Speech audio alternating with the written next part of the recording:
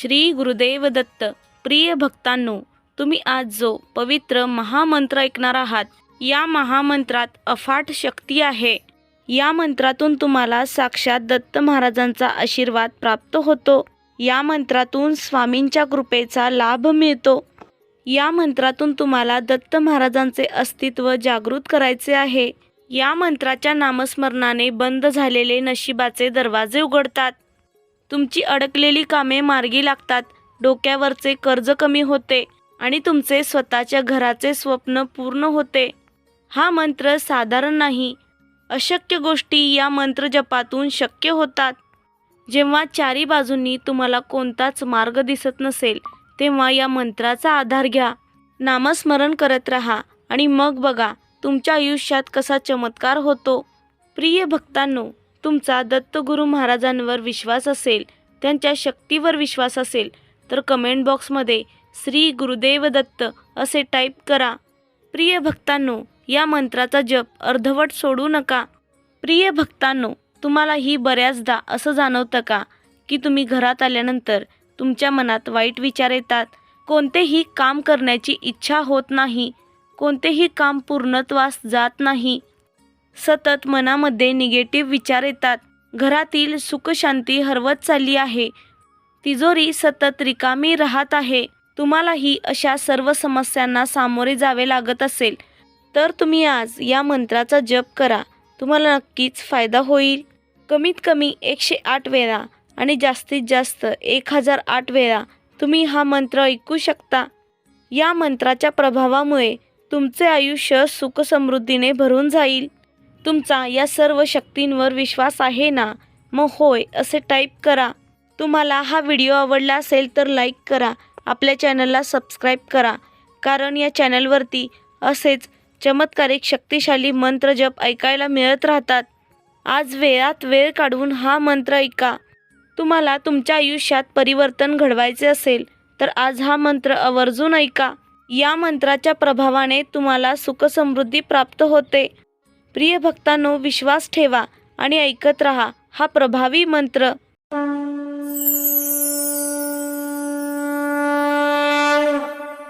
ओम श्री गुरुदत्तात्रय धनलाभाय सुखसमृद्धिप्रदाय नमोस्तुते. ओम श्री गुरुदत्तात्रय धनलाभाय सुखसमृद्धिप्रदाय नमोस्तुते. ओम श्री गुरुदत्तात्रय धनलाभाय सुखसमृद्धिप्रदाय नमोस्तुते.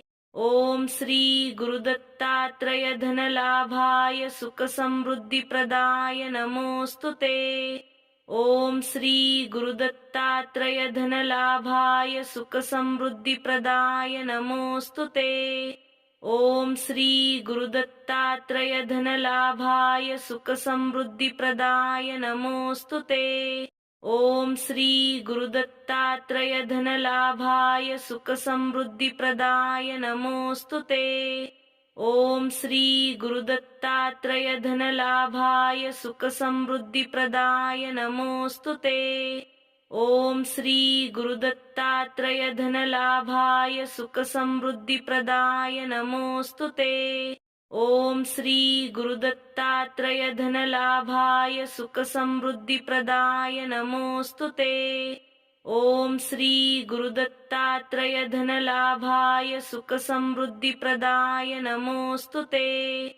ओम श्री गुरुदत्तात्रय धनलाभाय सुखसमृद्धिप्रदाय नमोस्तुते.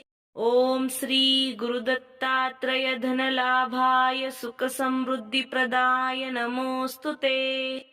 ओम श्री गुरुदत्तात्रय धनलाभाय सुखसमृद्धिप्रदाय नमोस्तुते.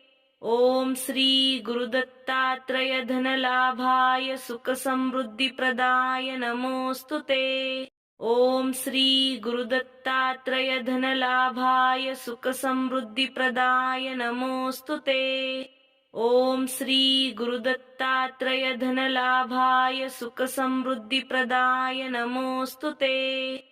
ओम श्री गुरुदत्तात्रय धनलाभाय सुखसमृद्धिप्रदाय नमोस्तुते.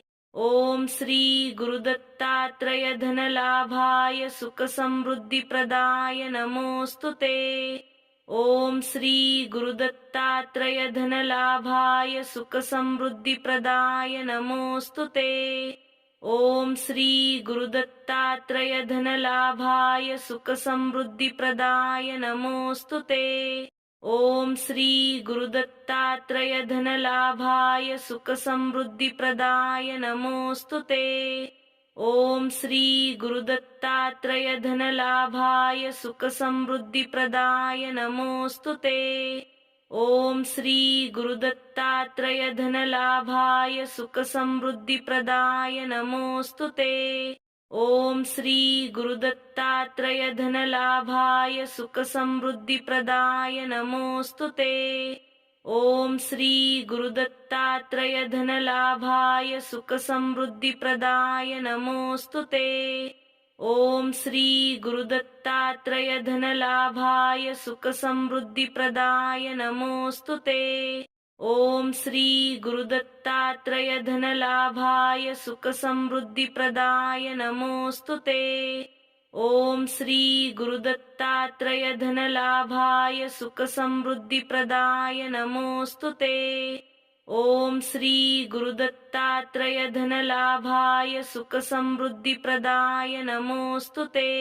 ओम श्री गुरुदत्तात्रय धनलाभाय सुखसमृद्धिप्रदाय नमोस्तुते। ओम श्री गुरुदत्तात्रय धनलाभाय सुखसमृद्धिप्रदाय नमोस्तुते। ओम श्री गुरुदत्तात्रय धनलाभाय सुखसमृद्धिप्रदाय नमोस्तुते। ओम श्री गुरुदत्तात्रय धनलाभाय सुखसमृद्धिप्रदाय नमोस्तुते। ओम श्री गुरुदत्तात्रय धनलाभाय सुखसमृद्धिप्रदाय नमोस्तुते।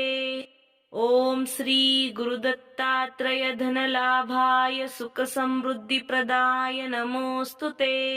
ओम श्री गुरुदत्तात्रय धनलाभाय सुखसमृद्धिप्रदाय नमोस्तुते। ओम श्री गुरुदत्तात्रय धनलाभाय सुखसमृद्धिप्रदाय नमोस्तुते। ओम श्री गुरुदत्तात्रय धनलाभाय सुखसमृद्धिप्रदाय नमोस्तुते। ओम श्री गुरुदत्तात्रय धनलाभाय सुखसमृद्धिप्रदाय नमोस्तुते। ओम श्री गुरुदत्तात्रय धनलाभाय सुखसमृद्धिप्रदाय नमोस्तुते। ओम श्री गुरुदत्तात्रय धनलाभाय सुखसमृद्धिप्रदाय नमोस्तुते। ओम श्री गुरुदत्तात्रय धनलाभाय सुखसमृद्धिप्रदाय नमोस्तुते। ओम श्री गुरुदत्तात्रय धनलाभाय सुखसमृद्धिप्रदाय नमोस्तुते।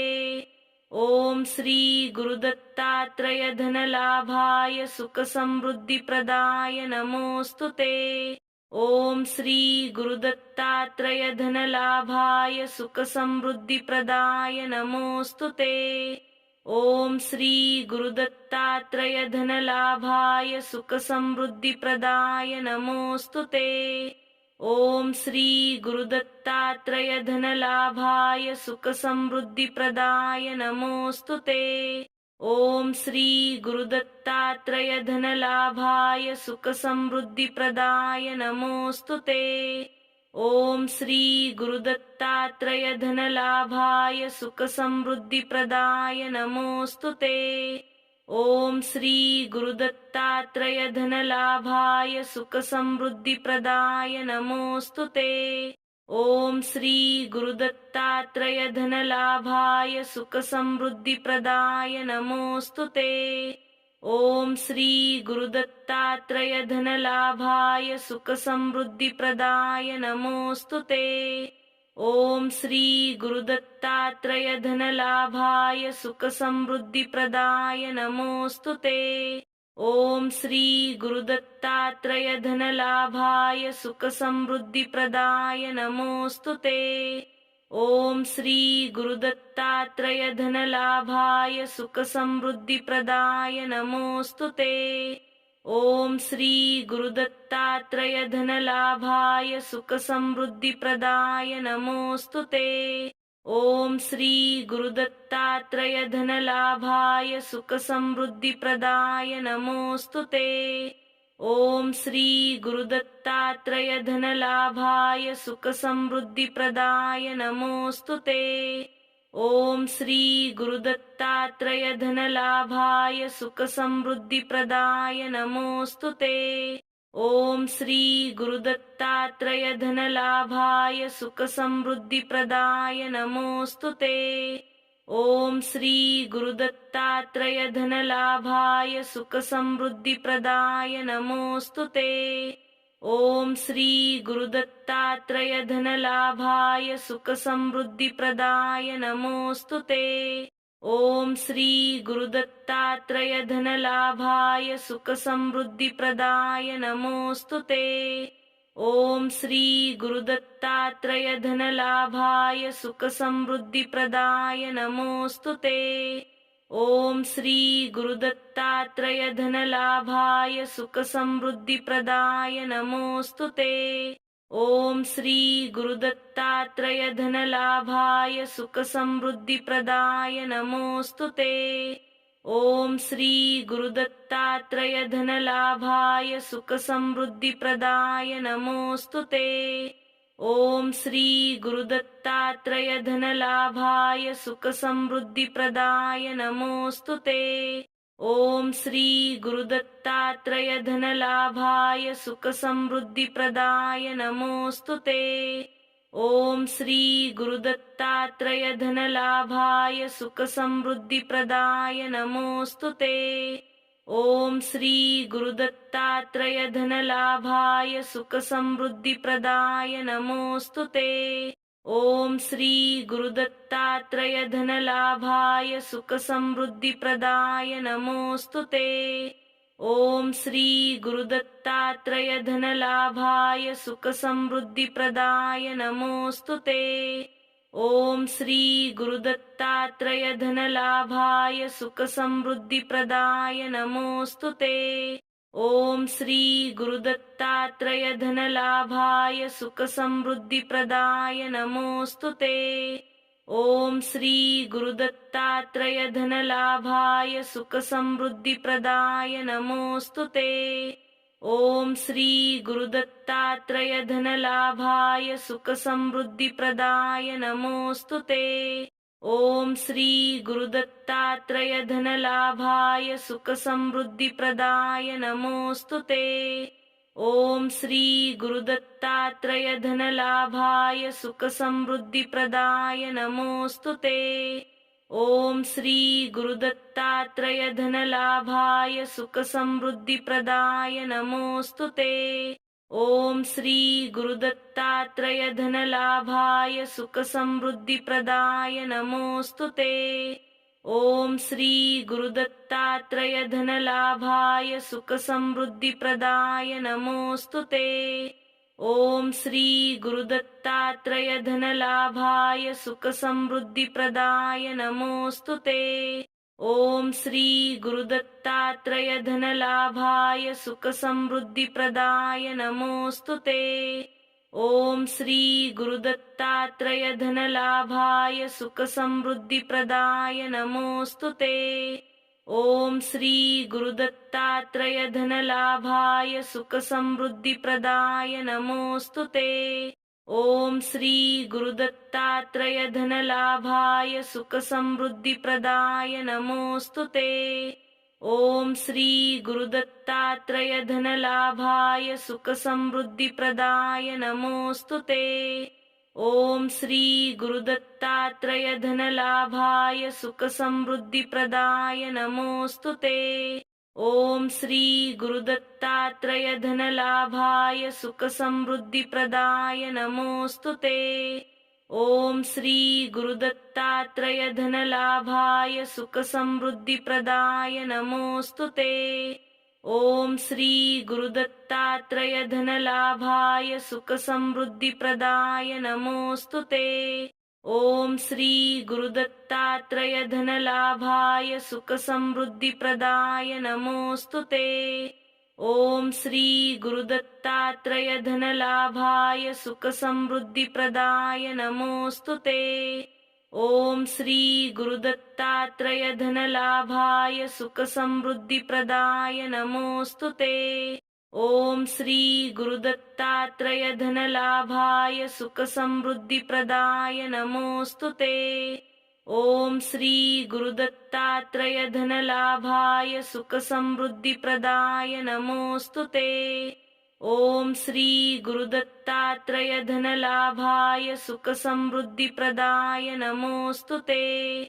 ओम श्री गुरुदत्तात्रय धनलाभाय सुखसमृद्धिप्रदाय नमोस्तुते। ओम श्री गुरुदत्तात्रय धनलाभाय सुखसमृद्धिप्रदाय नमोस्तुते। ओम श्री गुरुदत्तात्रय धनलाभाय सुखसमृद्धिप्रदाय नमोस्तुते।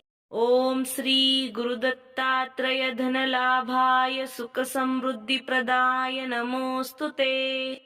ओम श्री गुरुदत्तात्रय धनलाभाय सुखसमृद्धिप्रदाय नमोस्तुते।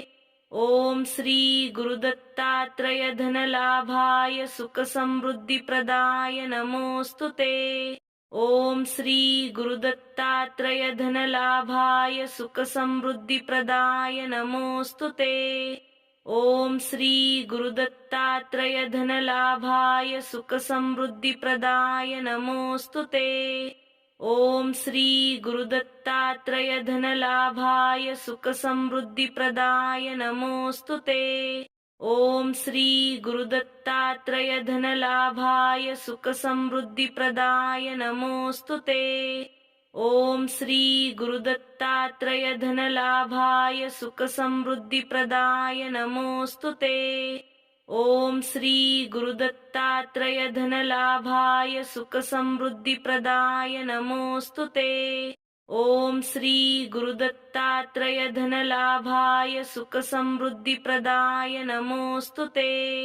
ओम श्री गुरुदत्तात्रय धनलाभाय सुखसमृद्धिप्रदाय नमोस्तुते। ओम श्री गुरुदत्तात्रय धनलाभाय सुखसमृद्धिप्रदाय नमोस्तुते। ओम श्री गुरुदत्तात्रय धनलाभाय सुखसमृद्धिप्रदाय नमोस्तुते। ओम श्री गुरुदत्तात्रय धनलाभाय सुखसमृद्धिप्रदाय नमोस्तुते। ओम श्री गुरुदत्तात्रय धनलाभाय सुखसमृद्धिप्रदाय नमोस्तुते। ओम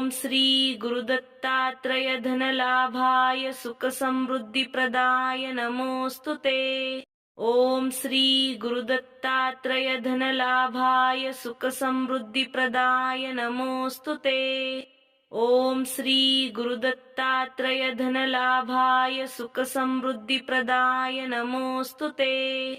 ओम श्री गुरुदत्तात्रय धनलाभाय सुखसमृद्धिप्रदाय नमोस्तुते। ओम श्री गुरुदत्तात्रय धनलाभाय सुखसमृद्धिप्रदाय नमोस्तुते। ओम श्री गुरुदत्तात्रय धनलाभाय सुखसमृद्धिप्रदाय नमोस्तुते। ओम श्री गुरुदत्तात्रय धनलाभाय सुखसमृद्धिप्रदाय नमोस्तुते। ओम श्री गुरुदत्तात्रय धनलाभाय सुखसमृद्धिप्रदाय नमोस्तुते। ओम श्री गुरुदत्तात्रय धनलाभाय सुखसमृद्धिप्रदाय नमोस्तुते। ओम श्री गुरुदत्तात्रय धनलाभाय सुखसमृद्धिप्रदाय नमोस्तुते। ओम श्री गुरुदत्तात्रय धनलाभाय सुखसमृद्धिप्रदाय नमोस्तुते। ओम श्री गुरुदत्तात्रय धनलाभाय सुखसमृद्धिप्रदाय नमोस्तुते। ओम श्री गुरुदत्तात्रय धनलाभाय सुखसमृद्धिप्रदाय नमोस्तुते। ओम श्री गुरुदत्तात्रय धनलाभाय सुखसमृद्धिप्रदाय नमोस्तुते। ओम श्री गुरुदत्तात्रय धनलाभाय सुखसमृद्धिप्रदाय नमोस्तुते। ओम श्री गुरुदत्तात्रय धनलाभाय सुखसमृद्धिप्रदाय नमोस्तुते। ओम श्री गुरुदत्तात्रय धनलाभाय सुखसमृद्धिप्रदाय नमोस्तुते। ओम श्री गुरुदत्तात्रय धनलाभाय सुखसमृद्धिप्रदाय नमोस्तुते। ओम श्री गुरुदत्तात्रय धनलाभाय सुखसमृद्धिप्रदाय नमोस्तुते। ओम श्री गुरुदत्तात्रय धनलाभाय सुखसमृद्धिप्रदाय नमोस्तुते। ओम श्री गुरुदत्तात्रय धनलाभाय सुखसमृद्धिप्रदाय नमोस्तुते। ओम श्री गुरुदत्तात्रय धनलाभाय सुखसमृद्धिप्रदाय नमोस्तुते। ओम श्री गुरुदत्तात्रय धनलाभाय सुखसमृद्धिप्रदाय नमोस्तुते। ओम श्री गुरुदत्तात्रय धनलाभाय सुखसमृद्धिप्रदाय नमोस्तुते। ओम श्री गुरुदत्तात्रय धनलाभाय सुखसमृद्धिप्रदाय नमोस्तुते। ओम श्री गुरुदत्तात्रय धनलाभाय सुखसमृद्धिप्रदाय नमोस्तुते। ओम श्री गुरुदत्तात्रय धनलाभाय सुखसमृद्धिप्रदाय नमोस्तुते। ओम श्री गुरुदत्तात्रय धनलाभाय सुखसमृद्धिप्रदाय नमोस्तुते। ओम श्री गुरुदत्तात्रय धनलाभाय सुखसमृद्धिप्रदाय नमोस्तुते। ओम श्री गुरुदत्तात्रय धनलाभाय सुखसमृद्धिप्रदाय नमोस्तुते। ओम श्री गुरुदत्तात्रय धनलाभाय सुखसमृद्धिप्रदाय नमोस्तुते। ओम श्री गुरुदत्तात्रय धनलाभाय सुखसमृद्धिप्रदाय नमोस्तुते। ओम श्री गुरुदत्तात्रय धनलाभाय सुखसमृद्धिप्रदाय नमोस्तुते। ओम श्री गुरुदत्तात्रय धनलाभाय सुखसमृद्धिप्रदाय नमोस्तुते। ओम श्री गुरुदत्तात्रय धनलाभाय सुखसमृद्धिप्रदाय नमोस्तुते। ओम श्री गुरुदत्तात्रय धनलाभाय सुखसमृद्धिप्रदाय नमोस्तुते। ओम श्री गुरुदत्तात्रय धनलाभाय सुखसमृद्धिप्रदाय नमोस्तुते। ओम श्री गुरुदत्तात्रय धनलाभाय सुखसमृद्धिप्रदाय नमोस्तुते। ओम श्री गुरुदत्तात्रय धनलाभाय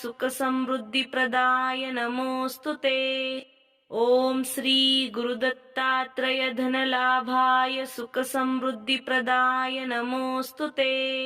ओम श्री गुरुदत्तात्रय धनलाभाय सुखसमृद्धिप्रदाय नमोस्तुते।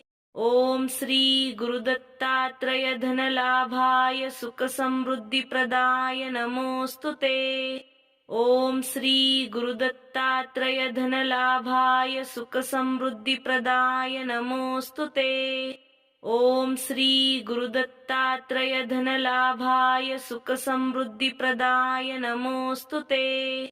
ओम श्री गुरुदत्तात्रय धनलाभाय सुखसमृद्धिप्रदाय नमोस्तुते। ओम श्री गुरुदत्तात्रय धनलाभाय सुखसमृद्धिप्रदाय नमोस्तुते। ओम श्री गुरुदत्तात्रय धनलाभाय सुखसमृद्धिप्रदाय नमोस्तुते। ओम श्री गुरुदत्तात्रय धनलाभाय सुखसमृद्धिप्रदाय नमोस्तुते। ओम श्री गुरुदत्तात्रय धनलाभाय सुखसमृद्धिप्रदाय नमोस्तुते। ओम श्री गुरुदत्तात्रय धनलाभाय सुखसमृद्धिप्रदाय नमोस्तुते। ओम श्री गुरुदत्तात्रय धनलाभाय सुखसमृद्धिप्रदाय नमोस्तुते। ओम श्री गुरुदत्तात्रय धनलाभाय सुखसमृद्धिप्रदाय नमोस्तुते। ओम श्री गुरुदत्तात्रय धनलाभाय सुखसमृद्धिप्रदाय नमोस्तुते। ओम श्री गुरुदत्तात्रय धनलाभाय सुखसमृद्धिप्रदाय नमोस्तुते। ओम श्री गुरुदत्तात्रय धनलाभाय सुखसमृद्धिप्रदाय नमोस्तुते। ओम श्री गुरुदत्तात्रय धनलाभाय सुखसमृद्धिप्रदाय नमोस्तुते। ओम श्री गुरुदत्तात्रय धनलाभाय सुखसमृद्धिप्रदाय नमोस्तुते। ओम श्री गुरुदत्तात्रय धनलाभाय सुखसमृद्धिप्रदाय नमोस्तुते। ओम श्री गुरुदत्तात्रय धनलाभाय सुखसमृद्धिप्रदाय नमोस्तुते। ओम श्री गुरुदत्तात्रय धनलाभाय सुखसमृद्धिप्रदाय नमोस्तुते। ओम श्री गुरुदत्तात्रय धनलाभाय सुखसमृद्धिप्रदाय नमोस्तुते।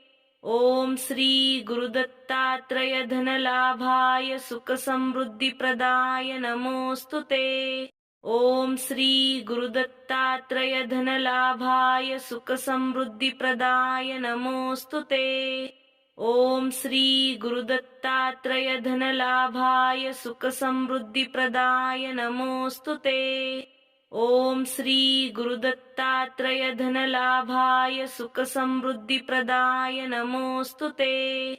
ओम श्री गुरुदत्तात्रय धनलाभाय सुखसमृद्धिप्रदाय नमोस्तुते। ओम श्री गुरुदत्तात्रय धनलाभाय सुखसमृद्धिप्रदाय नमोस्तुते। ओम श्री गुरुदत्तात्रय धनलाभाय सुखसमृद्धिप्रदाय नमोस्तुते। ओम श्री गुरुदत्तात्रय धनलाभाय सुखसमृद्धिप्रदाय नमोस्तुते। ओम श्री गुरुदत्तात्रय धनलाभाय सुखसमृद्धिप्रदाय नमोस्तुते। ओम श्री गुरुदत्तात्रय धनलाभाय सुखसमृद्धिप्रदाय नमोस्तुते। ओम श्री गुरुदत्तात्रय धनलाभाय सुखसमृद्धिप्रदाय नमोस्तुते। ओम श्री गुरुदत्तात्रय धनलाभाय सुखसमृद्धिप्रदाय नमोस्तुते।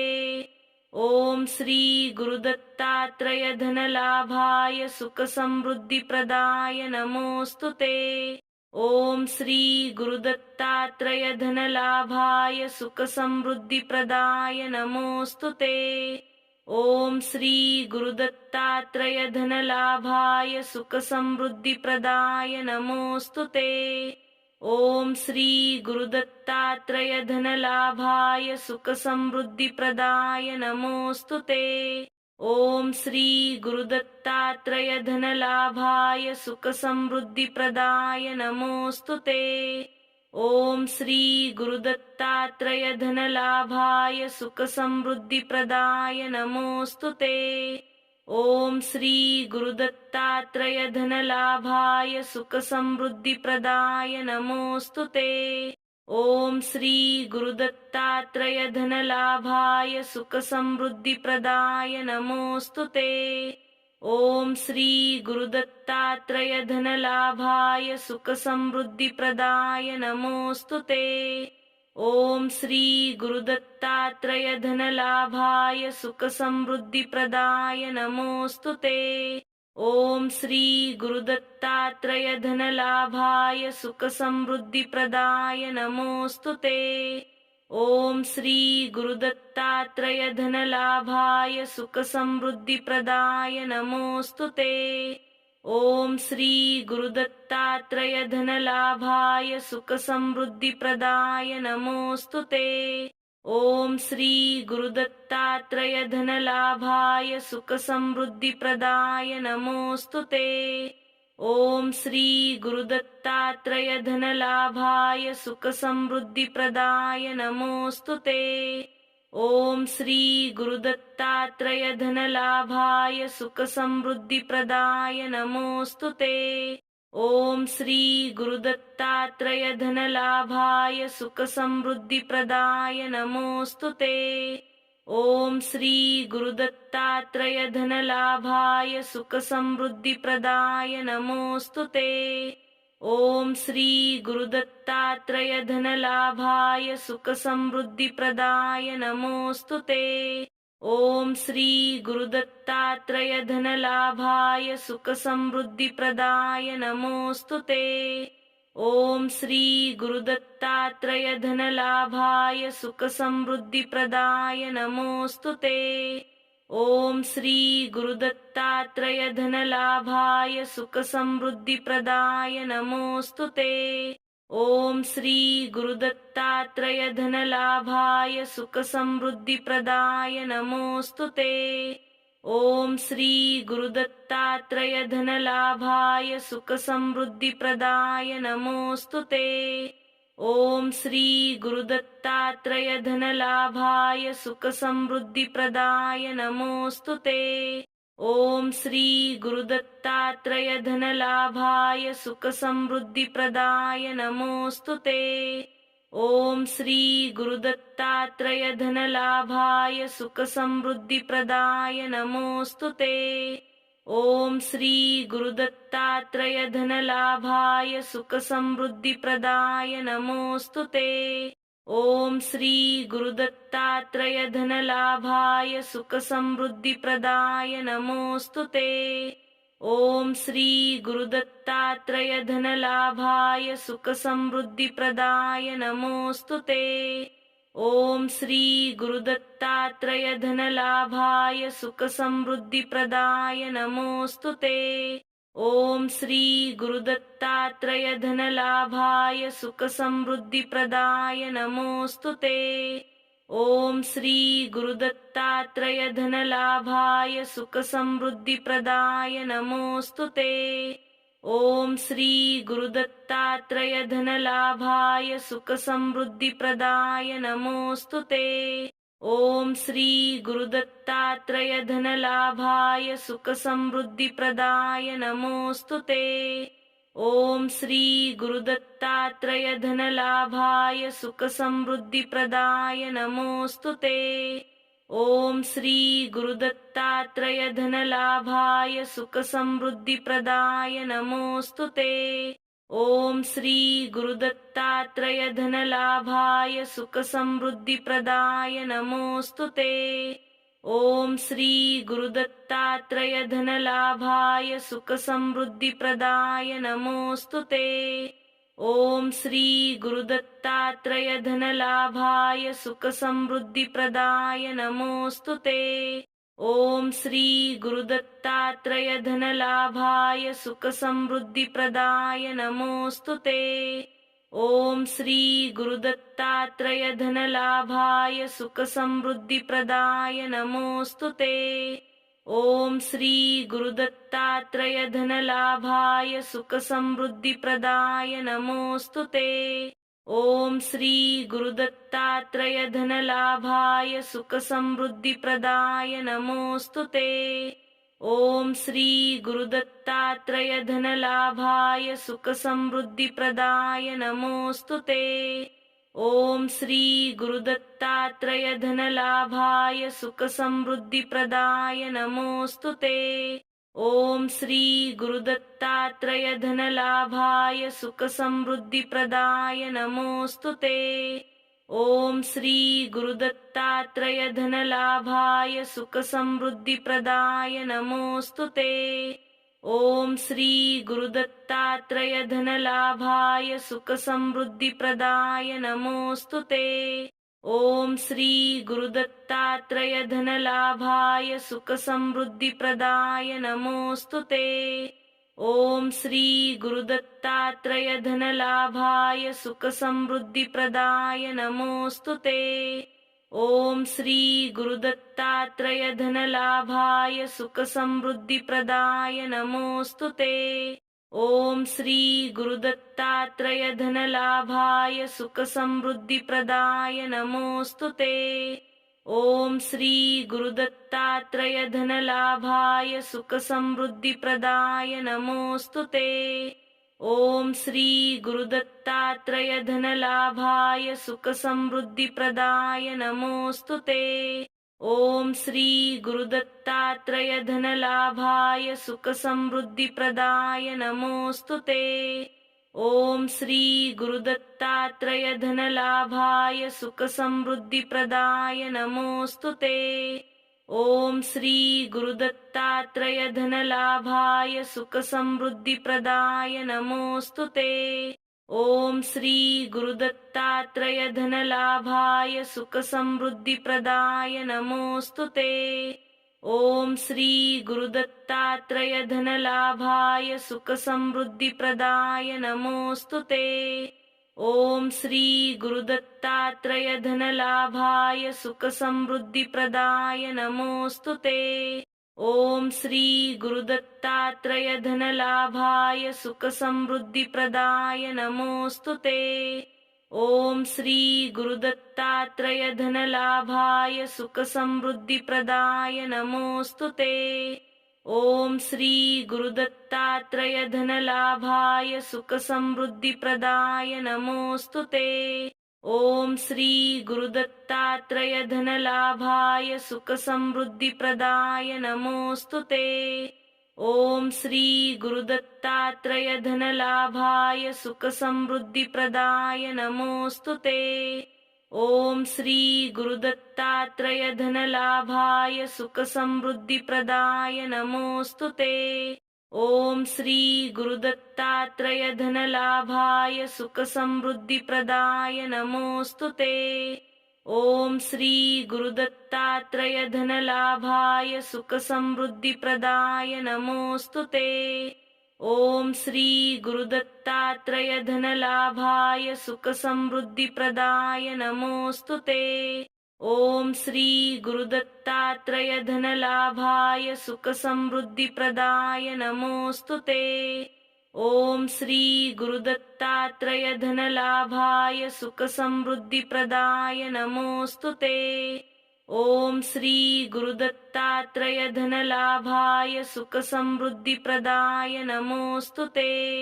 ओम श्री गुरुदत्तात्रय धनलाभाय सुखसमृद्धिप्रदाय नमोस्तुते। ओम श्री गुरुदत्तात्रय धनलाभाय सुखसमृद्धिप्रदाय नमोस्तुते। ओम श्री गुरुदत्तात्रय धनलाभाय सुखसमृद्धिप्रदाय नमोस्तुते। ओम श्री गुरुदत्तात्रय धनलाभाय सुखसमृद्धिप्रदाय नमोस्तुते। ओम श्री गुरुदत्तात्रय धनलाभाय सुखसमृद्धिप्रदाय नमोस्तुते। ओम श्री गुरुदत्तात्रय धनलाभाय सुखसमृद्धिप्रदाय नमोस्तुते। ओम श्री गुरुदत्तात्रय धनलाभाय सुखसमृद्धिप्रदाय नमोस्तुते। ओम श्री गुरुदत्तात्रय धनलाभाय सुखसमृद्धिप्रदाय नमोस्तुते। ओम श्री गुरुदत्तात्रय धनलाभाय सुखसमृद्धिप्रदाय नमोस्तुते। ओम श्री गुरुदत्तात्रय धनलाभाय सुखसमृद्धिप्रदाय नमोस्तुते। ओम श्री गुरुदत्तात्रय धनलाभाय सुखसमृद्धिप्रदाय नमोस्तुते। ओम श्री गुरुदत्तात्रय धनलाभाय सुखसमृद्धिप्रदाय नमोस्तुते। ओम श्री गुरुदत्तात्रय धनलाभाय सुखसमृद्धिप्रदाय नमोस्तुते। ओम श्री गुरुदत्तात्रय धनलाभाय सुखसमृद्धिप्रदाय नमोस्तुते। ओम श्री गुरुदत्तात्रय धनलाभाय सुखसमृद्धिप्रदाय नमोस्तुते। ओम श्री गुरुदत्तात्रय धनलाभाय सुखसमृद्धिप्रदाय नमोस्तुते। ओम श्री गुरुदत्तात्रय धनलाभाय सुखसमृद्धिप्रदाय नमोस्तुते। ओम श्री गुरुदत्तात्रय धनलाभाय सुखसमृद्धिप्रदाय नमोस्तुते। ओम श्री गुरुदत्तात्रय धनलाभाय सुखसमृद्धिप्रदाय नमोस्तुते। ओम श्री गुरुदत्तात्रय धनलाभाय सुखसमृद्धिप्रदाय नमोस्तुते। ओम श्री गुरुदत्तात्रय धनलाभाय सुखसमृद्धिप्रदाय नमोस्तुते। ओम श्री गुरुदत्तात्रय धनलाभाय सुखसमृद्धिप्रदाय नमोस्तुते। ओम श्री गुरुदत्तात्रय धनलाभाय सुखसमृद्धिप्रदाय नमोस्तुते। ओम श्री गुरुदत्तात्रय धनलाभाय सुखसमृद्धिप्रदाय नमोस्तुते। ओम श्री गुरुदत्तात्रय धनलाभाय सुखसमृद्धिप्रदाय नमोस्तुते। ओम श्री गुरुदत्तात्रय धनलाभाय सुखसमृद्धिप्रदाय नमोस्तुते। ओम श्री गुरुदत्तात्रय धनलाभाय सुखसमृद्धिप्रदाय नमोस्तुते। ओम श्री गुरुदत्तात्रय धनलाभाय सुखसमृद्धिप्रदाय नमोस्तुते। ओम श्री गुरुदत्तात्रय धनलाभाय सुखसमृद्धिप्रदाय नमोस्तुते। ओम श्री गुरुदत्तात्रय धनलाभाय सुखसमृद्धिप्रदाय नमोस्तुते। ओम श्री गुरुदत्तात्रय धनलाभाय सुखसमृद्धिप्रदाय नमोस्तुते।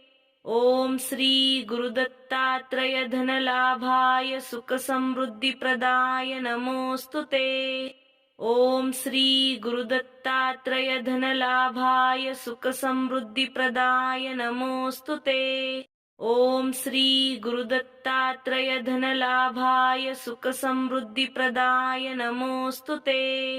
ओम श्री गुरुदत्तात्रय धनलाभाय सुखसमृद्धिप्रदाय नमोस्तुते। ओम श्री गुरुदत्तात्रय धनलाभाय सुखसमृद्धिप्रदाय नमोस्तुते। ओम श्री गुरुदत्तात्रय धनलाभाय सुखसमृद्धिप्रदाय नमोस्तुते। ओम श्री गुरुदत्तात्रय धनलाभाय सुखसमृद्धिप्रदाय नमोस्तुते। ओम श्री गुरुदत्तात्रय धनलाभाय सुखसमृद्धिप्रदाय नमोस्तुते। ओम श्री गुरुदत्तात्रय धनलाभाय सुखसमृद्धिप्रदाय नमोस्तुते। ओम श्री गुरुदत्तात्रय धनलाभाय सुखसमृद्धिप्रदाय नमोस्तुते। ओम श्री गुरुदत्तात्रय धनलाभाय सुखसमृद्धिप्रदाय नमोस्तुते। ओम श्री गुरुदत्तात्रय धनलाभाय सुखसमृद्धिप्रदाय नमोस्तुते। ओम श्री गुरुदत्तात्रय धनलाभाय सुखसमृद्धिप्रदाय नमोस्तुते। ओम श्री गुरुदत्तात्रय धनलाभाय सुखसमृद्धिप्रदाय नमोस्तुते। ओम श्री गुरुदत्तात्रय धनलाभाय सुखसमृद्धिप्रदाय नमोस्तुते। ओम श्री गुरुदत्तात्रय धनलाभाय सुखसमृद्धिप्रदाय नमोस्तुते। ओम श्री गुरुदत्तात्रय धनलाभाय सुखसमृद्धिप्रदाय नमोस्तुते। ओम श्री गुरुदत्तात्रय धनलाभाय सुखसमृद्धिप्रदाय नमोस्तुते। ओम श्री गुरुदत्तात्रय धनलाभाय सुखसमृद्धिप्रदाय नमोस्तुते। ओम श्री गुरुदत्तात्रय धनलाभाय सुखसमृद्धिप्रदाय नमोस्तुते। ओम श्री गुरुदत्तात्रय धनलाभाय सुखसमृद्धिप्रदाय नमोस्तुते। ओम श्री गुरुदत्तात्रय धनलाभाय सुखसमृद्धिप्रदाय नमोस्तुते। ओम श्री गुरुदत्तात्रय धनलाभाय सुखसमृद्धिप्रदाय नमोस्तुते। ओम श्री गुरुदत्तात्रय धनलाभाय सुखसमृद्धिप्रदाय नमोस्तुते। ओम श्री गुरुदत्तात्रय धनलाभाय सुखसमृद्धिप्रदाय नमोस्तुते। ओम श्री गुरुदत्तात्रय धनलाभाय सुखसमृद्धिप्रदाय नमोस्तुते। ओम श्री गुरुदत्तात्रय धनलाभाय सुखसमृद्धिप्रदाय नमोस्तुते। ओम श्री गुरुदत्तात्रय धनलाभाय सुखसमृद्धिप्रदाय नमोस्तुते। ओम श्री गुरुदत्तात्रय धनलाभाय सुखसमृद्धिप्रदाय नमोस्तुते। ओम श्री गुरुदत्तात्रय धनलाभाय सुखसमृद्धिप्रदाय नमोस्तुते। ओम श्री गुरुदत्तात्रय धनलाभाय सुखसमृद्धिप्रदाय नमोस्तुते। ओम श्री गुरुदत्तात्रय धनलाभाय सुखसमृद्धिप्रदाय नमोस्तुते। ओम श्री गुरुदत्तात्रय धनलाभाय सुखसमृद्धिप्रदाय नमोस्तुते।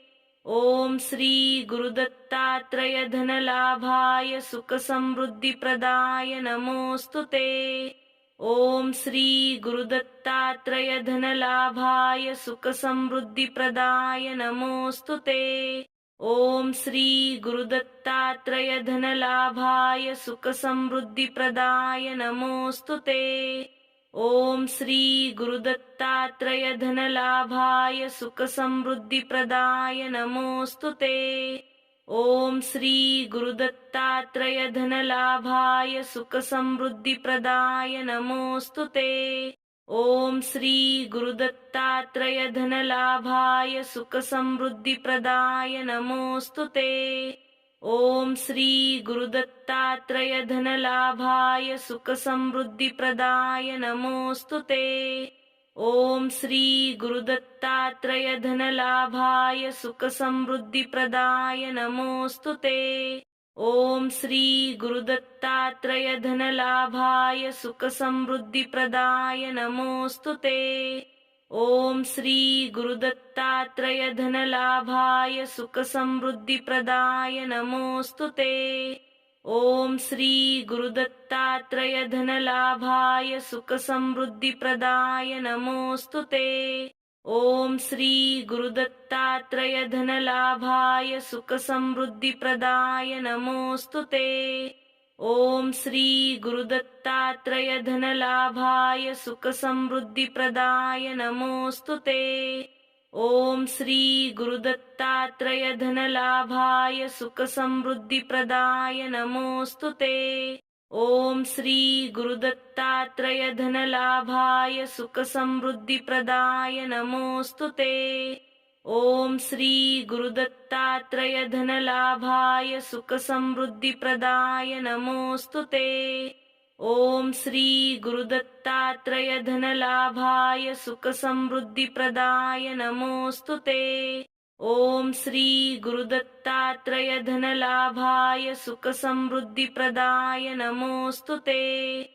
ओम श्री गुरुदत्तात्रय धनलाभाय सुखसमृद्धिप्रदाय नमोस्तुते। ओम श्री गुरुदत्तात्रय धनलाभाय सुखसमृद्धिप्रदाय नमोस्तुते। ओम श्री गुरुदत्तात्रय धनलाभाय सुखसमृद्धिप्रदाय नमोस्तुते। ओम श्री गुरुदत्तात्रय धनलाभाय सुखसमृद्धिप्रदाय नमोस्तुते। ओम श्री गुरुदत्तात्रय धनलाभाय सुखसमृद्धिप्रदाय नमोस्तुते। ओम श्री गुरुदत्तात्रय धनलाभाय सुखसमृद्धिप्रदाय नमोस्तुते। ओम श्री गुरुदत्तात्रय धनलाभाय सुखसमृद्धिप्रदाय नमोस्तुते। ओम श्री गुरुदत्तात्रय धनलाभाय सुखसमृद्धिप्रदाय नमोस्तुते। ओम श्री गुरुदत्तात्रय धनलाभाय सुखसमृद्धिप्रदाय नमोस्तुते। ओम श्री गुरुदत्तात्रय धनलाभाय सुखसमृद्धिप्रदाय नमोस्तुते। ओम श्री गुरुदत्तात्रय धनलाभाय सुखसमृद्धिप्रदाय नमोस्तुते। ओम श्री गुरुदत्तात्रय धनलाभाय सुखसमृद्धिप्रदाय नमोस्तुते। ओम श्री गुरुदत्तात्रय धनलाभाय सुखसमृद्धिप्रदाय नमोस्तुते। ओम श्री गुरुदत्तात्रय धनलाभाय सुखसमृद्धिप्रदाय नमोस्तुते। ओम श्री गुरुदत्तात्रय धनलाभाय सुखसमृद्धिप्रदाय नमोस्तुते। ओम श्री गुरुदत्तात्रय धनलाभाय सुखसमृद्धिप्रदाय नमोस्तुते। ओम श्री गुरुदत्तात्रय धनलाभाय सुखसमृद्धिप्रदाय नमोस्तुते। ओम श्री गुरुदत्तात्रय धनलाभाय सुखसमृद्धिप्रदाय नमोस्तुते। ओम श्री गुरुदत्तात्रय धनलाभाय सुखसमृद्धिप्रदाय नमोस्तुते। ओम श्री गुरुदत्तात्रय धनलाभाय सुखसमृद्धिप्रदाय नमोस्तुते। ओम श्री गुरुदत्तात्रय धनलाभाय सुखसमृद्धिप्रदाय नमोस्तुते। ओम श्री गुरुदत्तात्रय धनलाभाय सुखसमृद्धिप्रदाय नमोस्तुते। ओम श्री गुरुदत्तात्रय धनलाभाय सुखसमृद्धिप्रदाय नमोस्तुते। ओम श्री गुरुदत्तात्रय धनलाभाय सुखसमृद्धिप्रदाय नमोस्तुते। ओम श्री गुरुदत्तात्रय धनलाभाय सुखसमृद्धिप्रदाय नमोस्तुते। ओम श्री गुरुदत्तात्रय धनलाभाय सुखसमृद्धिप्रदाय नमोस्तुते। ओम श्री गुरुदत्तात्रय धनलाभाय सुखसमृद्धिप्रदाय नमोस्तुते। ओम श्री गुरुदत्तात्रय धनलाभाय सुखसमृद्धिप्रदाय नमोस्तुते। ओम श्री गुरुदत्तात्रय धनलाभाय सुखसमृद्धिप्रदाय नमोस्तुते। ओम श्री गुरुदत्तात्रय धनलाभाय सुखसमृद्धिप्रदाय नमोस्तुते। ओम श्री गुरुदत्तात्रय धनलाभाय सुखसमृद्धिप्रदाय नमोस्तुते। ओम श्री गुरुदत्तात्रय धनलाभाय सुखसमृद्धिप्रदाय नमोस्तुते। ओम श्री गुरुदत्तात्रय धनलाभाय सुखसमृद्धिप्रदाय नमोस्तुते। ओम श्री गुरुदत्तात्रय धनलाभाय सुखसमृद्धिप्रदाय नमोस्तुते। ओम श्री गुरुदत्तात्रय धनलाभाय सुखसमृद्धिप्रदाय नमोस्तुते। ओम श्री गुरुदत्तात्रय धनलाभाय सुखसमृद्धिप्रदाय नमोस्तुते। ओम श्री गुरुदत्तात्रय धनलाभाय सुखसमृद्धिप्रदाय नमोस्तुते। ओम श्री गुरुदत्तात्रय धनलाभाय सुखसमृद्धिप्रदाय नमोस्तुते। ओम श्री गुरुदत्तात्रय धनलाभाय सुखसमृद्धिप्रदाय नमोस्तुते। ओम श्री गुरुदत्तात्रय धनलाभाय सुखसमृद्धिप्रदाय नमोस्तुते। ओम श्री गुरुदत्तात्रय धनलाभाय सुखसमृद्धिप्रदाय नमोस्तुते। ओम श्री गुरुदत्तात्रय धनलाभाय सुखसमृद्धिप्रदाय नमोस्तुते। ओम श्री गुरुदत्तात्रय धनलाभाय सुखसमृद्धिप्रदाय नमोस्तुते। ओम श्री गुरुदत्तात्रय धनलाभाय सुखसमृद्धिप्रदाय नमोस्तुते। ओम श्री गुरुदत्तात्रय धनलाभाय सुखसमृद्धिप्रदाय नमोस्तुते। ओम श्री गुरुदत्तात्रय धनलाभाय सुखसमृद्धिप्रदाय नमोस्तुते। ओम श्री गुरुदत्तात्रय धनलाभाय सुखसमृद्धिप्रदाय नमोस्तुते। ओम श्री गुरुदत्तात्रय धनलाभाय सुखसमृद्धिप्रदाय नमोस्तुते। ओम श्री गुरुदत्तात्रय धनलाभाय सुखसमृद्धिप्रदाय नमोस्तुते। ओम श्री गुरुदत्तात्रय धनलाभाय सुखसमृद्धिप्रदाय नमोस्तुते। ओम श्री गुरुदत्तात्रय धनलाभाय सुखसमृद्धिप्रदाय नमोस्तुते। ओम श्री गुरुदत्तात्रय धनलाभाय सुखसमृद्धिप्रदाय नमोस्तुते। ओम श्री गुरुदत्तात्रय धनलाभाय सुखसमृद्धिप्रदाय नमोस्तुते। ओम श्री गुरुदत्तात्रय धनलाभाय सुखसमृद्धिप्रदाय नमोस्तुते। ओम श्री गुरुदत्तात्रय धनलाभाय सुखसमृद्धिप्रदाय नमोस्तुते। ओम श्री गुरुदत्तात्रय धनलाभाय सुखसमृद्धिप्रदाय नमोस्तुते। ओम श्री गुरुदत्तात्रय धनलाभाय सुखसमृद्धिप्रदाय नमोस्तुते। ओम श्री गुरुदत्तात्रय धनलाभाय सुखसमृद्धिप्रदाय नमोस्तुते। ओम श्री गुरुदत्तात्रय धनलाभाय सुखसमृद्धिप्रदाय नमोस्तुते। ओम श्री गुरुदत्तात्रय धनलाभाय सुखसमृद्धिप्रदाय नमोस्तुते। ओम श्री गुरुदत्तात्रय धनलाभाय सुखसमृद्धिप्रदाय नमोस्तुते। ओम श्री गुरुदत्तात्रय धनलाभाय सुखसमृद्धिप्रदाय नमोस्तुते। ओम श्री गुरुदत्तात्रय धनलाभाय सुखसमृद्धिप्रदाय नमोस्तुते। ओम श्री गुरुदत्तात्रय धनलाभाय सुखसमृद्धिप्रदाय नमोस्तुते। ओम श्री गुरुदत्तात्रय धनलाभाय सुखसमृद्धिप्रदाय नमोस्तुते।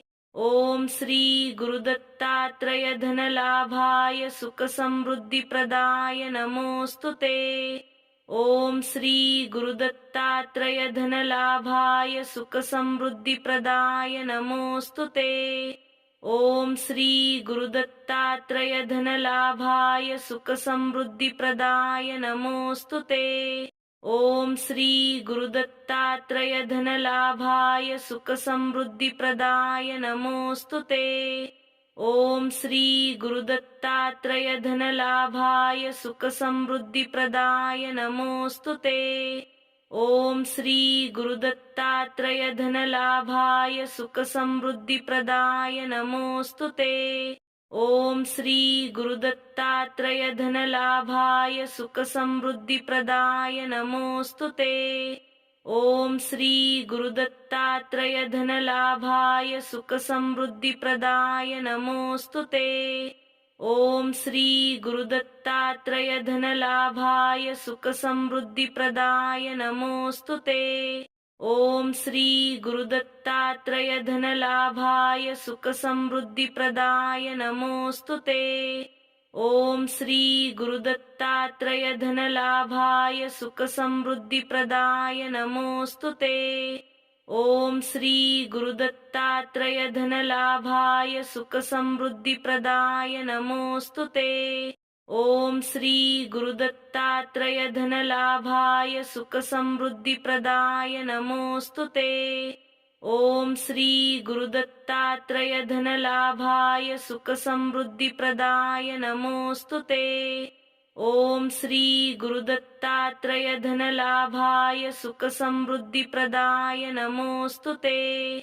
ओम श्री गुरुदत्तात्रय धनलाभाय सुखसमृद्धिप्रदाय नमोस्तुते। ओम श्री गुरुदत्तात्रय धनलाभाय सुखसमृद्धिप्रदाय नमोस्तुते। ओम श्री गुरुदत्तात्रय धनलाभाय सुखसमृद्धिप्रदाय नमोस्तुते।